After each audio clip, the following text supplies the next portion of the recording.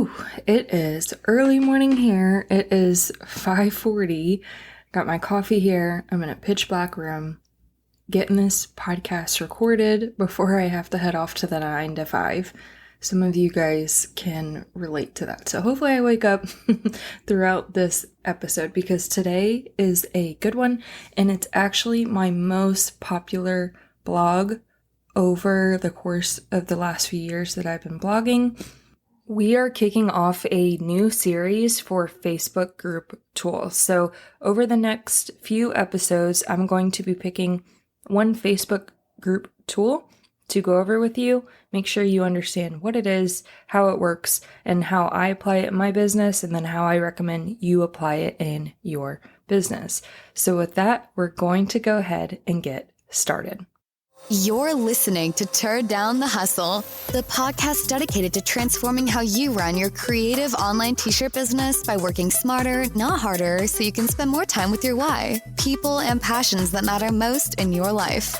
So throw on your favorite graphic tee and turn up the heat press, because it's time to turn down the hustle. Here's your host, digital marketer, cold brew lover, t-shirt maker, freckled hype girl, and owner of Sunkissed Virtual Assistant, Amy. Facebook is an incredible vehicle to connect with your audience and get to know new customers. Facebook groups are extremely powerful, but they do come with a lot of available tools to help you better serve your community and meet your goals. As a small business owner, it is vital that you encourage engagement throughout your community. This can be a form of commenting on your live videos, submitting a post, wearing their items that they purchased from you, or having fun with this and that engagement, you name it.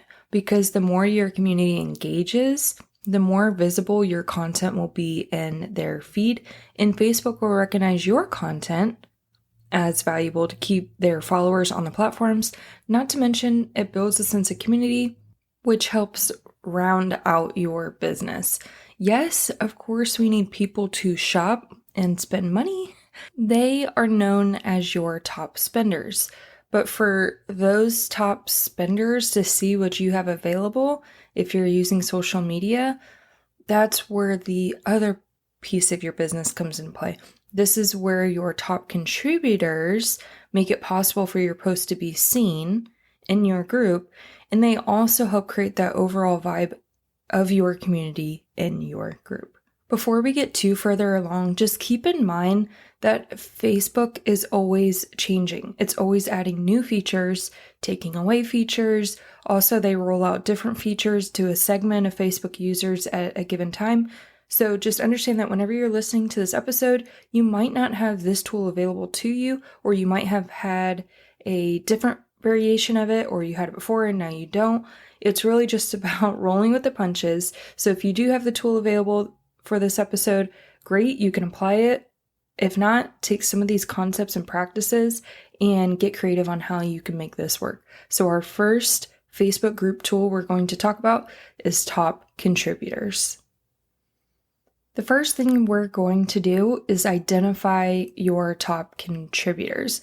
Positive reinforcement, it's what you give to your kids when they do something right and you want them to do it again. Maybe like a sticker on a chore chart, like, hey, that was great, keep it up. Or your dog, whenever you call them and it's freezing outside and they come right in, you're probably going to give them a lot of love, a lot of hugs, a treat, reinforcing that, hey, what you did was correct. Same thing isn't true in your business. If your audience is doing something you approve of or you want them to continue doing more of, then we need to positively reinforce that behavior. Actually, thinking back to dog training or dogs, it would be called marking the behavior. Like right when they do it, you want to mark that with make sure they know that that is exactly what I want you to do again. So marking behavior. We're not going to mark the behavior of our top contributors, but that just came to mind as my coffee is kicking in. But we do want to positively reinforce our behavior of our top contributors. For somebody that's constantly engaging and promoting your products and being very active, we want to make sure they know that we appreciate that behavior and we want them to continue doing it. And if they continue doing it, we will continue to reward them for that behavior. Okay, cool, Amy. That sounds great. Now, are you saying that for all the comments that are in my group, I need to count up these comments and figure out the top contributor? No. Thankfully, Facebook does it for us, which we'll get into a little bit more how Facebook calculates the top. So if you want to find out who your top contributors are on Facebook, you're going to go into your Facebook group, make sure you're an admin, and at the time of this recording, you can find it by clicking Insights. Once you click Insights, you'll see like a little membership tab, and then you will see your top contributors for the last 28 days. If you're not seeing this or it's displaying a little bit wonky, don't do it from a mobile device. Go on a desktop view to follow the steps I just described. But notice whenever you see those 28 days, that 28 date range, it usually lags by a day or two whenever it's calculating your top contributors. Also, if you just created a new Facebook group, for instance, for maybe your tea parties and you're wanting to do a top contributor for your tea party, those are week-long parties that you use to sell your handmade products. You typically need about a minimum of a week and roughly 40 to 50 members for this to actually calculate. So keep that in mind if you're trying to calculate top contributors for a pop-up Facebook group. If you want, you can even download these results by clicking that download button. It allows you to extract data capturing 7 or 20 or 60 or days at a custom range.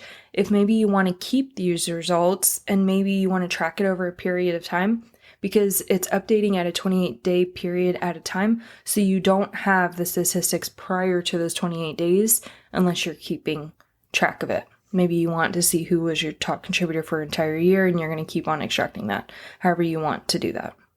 Now let's transition into calculating top contributors. So unfortunately, Facebook does not publish criteria on exactly how they calculate top contributors. So like they're not saying, hey, 5 points for making a post, 1 point for a comment, and so forth. So all we can do from not having that data available is analyze our own data. When you pull your top contributors, do you notice a difference between the metrics between each member? Do you notice that maybe somebody is higher because they have more posts to your Facebook group versus somebody who has 100 likes but no posts? So with that in mind, you can kind of start to infer what Facebook values. And when you think of it, think about what takes more time or effort to do. So a post is weighted heavier because think about it. You actually have to think of what you want to post. You have to gather up your text, submit a post. Yeah, that's more effort than just placing a comment on a post that already exists. But taking the time to comment took more time or more effort than it did to just like something and keep scrolling. So if you want to think about that, making a post, comment, and like in that order of, if you look at your metrics, you can see how they're weighted more than the other. So as a creative seller, if you want your members to climb the ranks to top contributor, you want to encourage them to submit posts, comment, and like. If you want your members to submit more posts, you can encourage them once they get their order in the mail. They can have a little card that maybe you include in their order with a QR code that scans to your group, and ask them to make a post once they receive their order. Or even better, if they want to do like an unboxing and record themselves and post it to your Facebook community, they don't need to be on influencer status inside your Facebook community. They all just come as they are, have fun with it. But creating a video and having them get their family involved or their dog, depending on what they ordered, it could be a lot of fun for them to create and make memories and then share it to your group. Making a post with their order is not only for them to earn more points as a top contributor, but it helps you because now you are gathering testimonials and reviews, and you can share this on your Facebook page or on your website. So now you actually have photos of in real life customers wearing your products and satisfied customers at the same time. If you want to encourage comments, this really comes down to your call to action on your post. Every post, you should have some sort of call to action. Now, if you're wanting them to comment, you can just come out and say, comment below, tell me what you think, drop your answer in the comment, add your guess to the comments below. You have to be very descriptive with what you want them to do. You could post an engagement graphic that says, "What is your favorite color shirt?" Now, that's not saying that they don't understand. Like, I just asked you, what is your favorite color shirt? Answer the question. But they might think it's a rhetorical question. They may not know that you're directly asking them. Whenever people are on social media, they're joining social media because they're either trying to kill time or they're zoned out or they're like brain dead. They're just looking for some sort of quick entertainment. So you have to be very directive with what you want them to do. If your members are slow to make comments or submit posts of them wearing your items in a review, maybe take a look back at the content you're posting. Are you only using the engagement graphics from the content calendar and not posting any photos of yourself wearing your items, working in the office, maybe a behind the scenes, or unpack new materials that have come in? Maybe your SNS activewear shirt order, you can go live, sort them out, call them out by their names, like, "Oh, Margaret, your pink Pelican short sleeve shirt is in. Can't wait to make this." Or, "Jesse, I just got that kids onesie for you." Are you showing up and leading by example of how you want your members to also respond? So kickstart with that and think about that and show your face in your Facebook group. And I think you'll be pleasantly surprised how your group members soon follow suit. Okay, so we talked about how to find your top contributors, how roughly it's calculated for top contributors. Let's move into announcing your top contributors. Now, when it comes to announcing your top contributors, I like to do this activity monthly because top contributors are calculated on a 28-day basis and it's constantly rotating over those 28-day period snapshots. I prefer to just do it for a month at a time versus trying to figure it out every week or every 2 weeks with the data and how it's pulled. With that in mind, I recommend announcing your top contributor on the last day of the month. Then on the first day of the month, you'll post that the top contributor is open again for the new month and how it works. Whenever it comes to announcing your top contributor, you can pull a top contributor graphic from the engagement set in the content calendars and add a photo of the winner to the graphic. Have a fun way to announce your winner or winners. I say winners because depending on the size of your community, you may decide that maybe you don't want to just reward one. Maybe there's quite a bit of people that contributed to your Facebook group that month. And depending on the size of your group, maybe you want to recognize more people. For announcing top contributors, I've also done it to where if you have made it to the top 10, you get entered into a drawing. It's just wherever you fell on that top 10 dictates how many entries you get. So maybe if you were number 1, you get 10 entries. If you're number 2 on the list, you're going to get 7 entries and so forth. I use a website called wheelofnames.com. You can edit and personalize this wheel, and then you can add names to that, and it's completely free. You enter their names into the drawing. The reason why I like this method, because even that person that was number 10 on your list now has a chance to win because they were engaging, just not at the rate at what number 1 was engaging. So they don't have as many chances, but they still do have a chance. But with the top contributor program, it's more than just opening top contributor and closing it at the end of the month. I like to post updates throughout the month. You can do this just by checking the top contributor metrics once again, pull a new screenshot, and it's going to update to the last 28 days and show them the current standings. It's really fun to track throughout the month because not only are new people gaining comments and posts and points towards top contributor, but the work that they did prior to that new 28-day snapshot is now falling off. So if you had somebody that was super active, maybe at the beginning of last month, but they have not continued to contribute to your community as the date shifts to the right, that work they did will soon start to fall off. So by posting consistent updates, those contributor stats can really change one week to the next, given the variation. So I've done different fun things as well. So instead of just pulling the true snapshot, screenshot, I have grabbed it and then I will delete out the right side of the screenshot with all the metrics. So it's just the order of people's faces and names 1 through 10 of what order they rank in, but they have no idea how much comments or likes and posts and things like that actually separate number one from number two. They don't know. So it keeps it fun. Or I've done it the inverse way, where I just screenshot the right side, where I only give metrics, but they don't know who is assigned to those metrics. They are just trying to figure out, like, wait, could that be me? I had 3 posts this month, I think. Is that included? Is that me? Man, the top contributor has 5 posts. Man, I really need to up that because I know I have none. You can make it fun like that. Another way you could do it is whenever you pull that update, instead of posting or screenshot, you can just make note of those 10 names and then submit a post to your Facebook group that says these people are in randomized order, and change it up and say they are in the top 10, but who knows what order they are in. So at least it gives them encouragement, like, ooh, I'm in the top, but they don't know where they fall. There's just so many different ways you can make this fun and interesting and have people check back in and encourage them to keep going.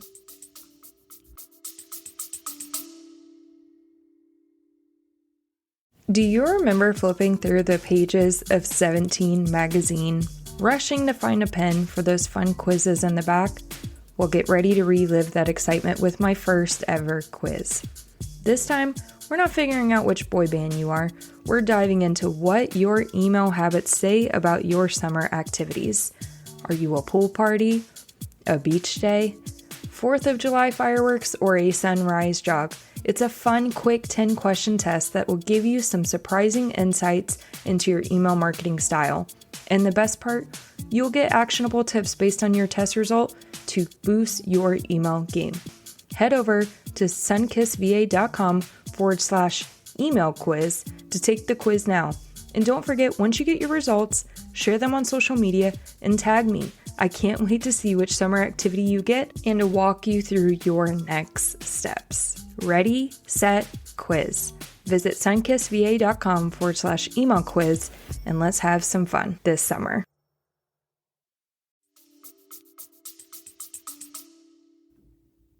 Moving into rewarding your top contributors. Now, I've already kind of alluded to it when you are deciding who are you going to pick or name as your top contributor, top contributors. Now you have to figure out, how do you want to reward them? Do you want to give only a prize to number one? A prize could be a $20 shopping spree to your website. Or do you want to recognize 1, 2, and 3? Maybe first place is 20, second place is 10, third place is 5. Or you can do what I talked about, a randomized drawing. So stagger the entries that they get depending on their ranking, and then maybe they're all entered to win that $20 gift card for the month or a discount shopping code. However you want to do it. Another option is if you have Smile Rewards set up for your website. This is a loyalty program where they get points for shopping or points for doing different things. Instead of giving a direct gift card, you could also add points to their Smile Rewards account. Maybe you want to add as many points that actually does give them enough to generate a gift card, or maybe you want to give them just enough to get halfway to a gift card. However you want to do that, but every time you are giving back to your community, it doesn't have to be directly in the form of a gift card or something free. You can just add it to their Smile Reward points. Now, you can give the top contributor like a mystery tee or a tumbler or something like that. But the reason why I don't like doing physical products is because now you could be out for shipping and you're not going to ask somebody, hey, you won something, now just pay shipping. It's like, if that wasn't said at the beginning of your program terms, like whenever you post on the first, like, hey, winner's going to win a free mystery tee or a tee of their choice, you just pay shipping. Now, if you're telling them up front, ethically, sure, I'm fine with that. They understand that, or maybe they may elect, I don't want the prize. But if you're doing that after the fact, I don't really agree with that ethically. So I just like the gift card or points or something like that. Now, what I have also done in the past for those who made the top 10 in my business, I did a top contributor. So the top person was recognized, but I also wanted to make sure the top 10 felt valued and that I appreciated their work, because I did, for everything they poured into my community. So I actually had a client page where I was uploading all of their logos, and I think I even had their name on there, but all of their logos were hyperlinked to their website. So my idea was like, hey, if you're generating people coming to me or keeping them engaged in my community, how can I give back to you? Maybe I can send some traffic back to you from my website. Maybe the people visiting my website aren't necessarily your ideal customer per se, but you don't know who is maybe landing on my page that maybe sells tumblers, but they would love to shop with you because you sell t-shirts. You never know, right? So that was a different way that I rewarded my top contributors. Now, don't forget, if you're wanting to talk about top contributor in your groups, the engagement graphics already exist in those themed content calendars. You can just pull that and make that post to your group post announcing your top contributor program and then also the winner. If you do have tweaks to make to your program and that graphic doesn't work for you, there are blanks in those kits where you can just update and create your own graphic. As this episode winds down, I just really want to make sure I impart on you how valuable top contributors are to our community. When you think of a top contributor, think about just someone in your own life. No matter what you do, they love it. It may be a parent, it may be a sibling, it may be your kid hyping you up. No matter what you do, they're there supporting you. If you have something for sale, they're asking where can they check out. Hopefully you have somebody like that in your personal life, but top contributors are who do that for our business. Every time you have a new drop, they're ready to promote it. They're ready to hype it. They're commenting on it. They love it. Now, they may never spend a dime with you potentially. And that's really interesting. Sometimes those who spend the most with your business, they're never commenting on anything. They're just straight to business to your website. Bye. I'll catch you when you have something else next time. But top contributors, they are commenting on everything. They're making posts or fun, or they're always right there first in line to support something. But just because they're not spending money doesn't mean they're not adding value to your community. They are creating the atmosphere, and it's creating an atmosphere that's more encouraging to others and new members. I give this analogy a lot. Think about a middle school dance, like stereotypical in the movies, or maybe you experienced it where no one is dancing in the middle of the floor. It's just awkward. Like maybe boys are on one side, girls are the other, however. But then somebody gets in the middle and starts dancing. There's that reaction where now it makes other people want to join in and then continue on from there. That behavior and engagement is contagious. If other people are joining in, it's going to encourage others to join in and want to keep up that momentum. Top spenders and top contributors are both vital to your business. But also pay attention to your top contributors. And here's why. Because if you are trying to build your affiliate program or brand rep program, those are the ones that I want to invite to come join my program versus just posting it and then having random people come join that maybe don't know anything about your business, or maybe it's pulling teeth to get them to participate. Seeking out those who are already exuding the behavior you would love to have on your team, those are the ones I want to approach.